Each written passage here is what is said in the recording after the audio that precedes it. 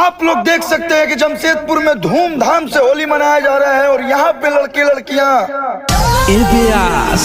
का एगो तारा खातिर ताजा न्यूज लेके आइल बानी। कौन न्यूज है रे? एहिजे बता दी कि चलब। चल चल चल। भुवर भैया के पास तो ये किसको रंग लगाना चाहते हैं?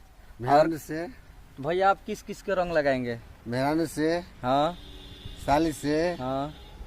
ओकरा बाद अब के से लगाई दुगो सरा इति बइसता और के करो के ना लगइबो? ना ना ना ये सरा आज हाँ। एगो सरहा से लगावल जाई और के करक लगइबो? एगो तार साली बैसल हमार त गाभिने नइखे भइल। तो गाबी तोरा के तो पर्ची छोड़ दा एगो साली भेजा करा। अच्छा रंग लगावल जाई और होली में कुछ ना नु करबा? ना कुछ ना कर रंग लगाई बस ठीक बा। तीन जगह रंग लगाई। ठीके बा ठीके बा। देख लीजिए भैया ये 3 जगह रंग लगई है। इनका दासा देख लीजिए कैसन बड़न।